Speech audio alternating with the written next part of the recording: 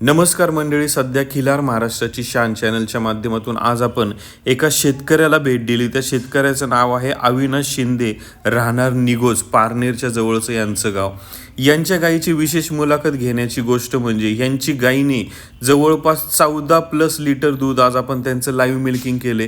त्यानंतर त्या वासराला देखील तिथे दूध सोडलं, ते जवळपास 1 ते 1.5 लिटर वासरू पिलं असा अंदाज. आणि या माध्यमातून आज जातीवंत गायी सांभाळण्याचं काम आणि त्यांच्यापासून योग्य ब्रीडिंग करून दूध मिळवण्याचं काम हा शेतकरी करत आहे. या शेतकऱ्याची मुलाखत आपण येत्या काही दिवसामध्ये चॅनलवर पाहणार आहोत की शेतकरी जास्तीत जास्त पुढील भविष्य काळात या दुधाच्या वंशावळीच्या गायींपासून कशा पद्धतीने पैदास घेणार आणि त्यापासून मिळणारं दूध असेल, तूप असेल, हे पुढील भविष्य काळात कशा पद्धतीने उपलब्ध करून देणार, या संदर्भातली ही खास मुलाखत होती मंडळी.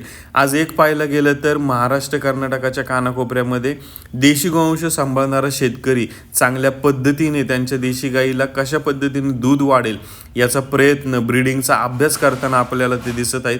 आणि सर्वात महत्त्वाचं म्हणजे आपण मायक्रोचिप देखील बसवायला चालू करतोय की ज्या मायक्रोचिपमुळे यासारख्या सुंदर जातीवंत गायींची नोंद तिथे राहणार आहे. धन्यवाद.